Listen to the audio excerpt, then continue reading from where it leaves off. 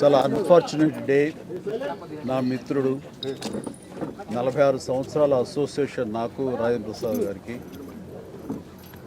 నా బిడ్డలు వాళ్ళ బిడ్డలు కలిసి పెరిగారు. అటు చెన్నైలో కానీ ఇక్కడ ఈ హైదరాబాద్లో కానీ ఎప్పుడు కలుసుకున్నా ఫ్యామిలీ పరంగా రాజేంద్ర ప్రసాద్ మాట్లాడుతుంటాడు. వాళ్ళ కుటుంబం, వాళ్ళ ఎదుగుదల, బిడ్డల పెరుగుదలన్నీ, అలాగే మా ఇంట్లో మా విషయాలు మేము చెప్పుకుంటుంటాం. అలాంటిది ఈ రోజున వినకూడని ఓ దుర్ఘటన, అకాల మరణం తన ఇంట్లో చోటు చేసుకుందంటే చాలా చాలా బాధ అనిపిస్తుంది. ఎందుకంటే ఆ వయసు బిడ్డలు నాకు ఉన్నారు.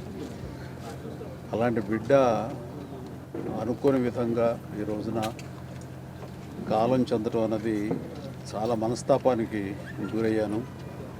ఈ సమయంలో ఎలా తీసుకుంటాడు, ఏమిటి అన్న, ఎలా ఓదార్చాలి అని వచ్చిన నాకు తన యొక్క జీవితంలో ఒక పరిపూర్ణమైనటువంటి వ్యక్తిగా ఈ రోజున కనిపించాడు.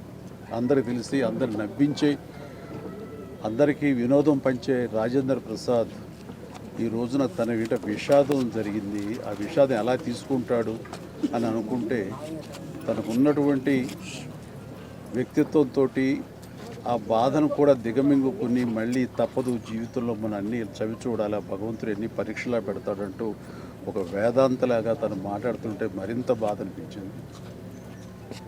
అలాంటి నా మిత్రుడికి ఇలాంటి సంఘటన జరగకూడదు. ఎందుకంటే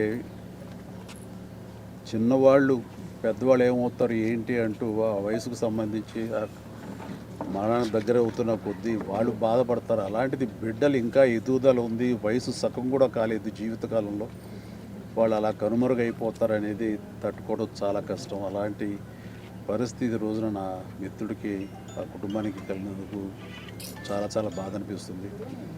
అలాంటి నా మిత్రుడు మళ్ళీ తిరిగి త్వరగా కోలుకోవాలని, ఈ విషాదం నుంచి కోలుకొని అందరికీ వినోదం పంచిపెట్టాలని, దైనందిన జీవితంలో ఎంత త్వరగా తను బయటికి రాగలిగితే, తన కుటుంబం ఈ బాధ నుంచి ఎంత త్వరగా బలం చేకూర్చుని వాళ్ళు రాగలిగితే బాగుంటుందని, అలా ఉండాలని కోరుకుంటా. భగవంతుని వాళ్ళందరికీ మనోధైర్యం ఇవ్వాలని కోరుకుంటూ, చనిపోయిన పాపకి ఆత్మ శాంతి కలగాలని కోరుకుంటాను.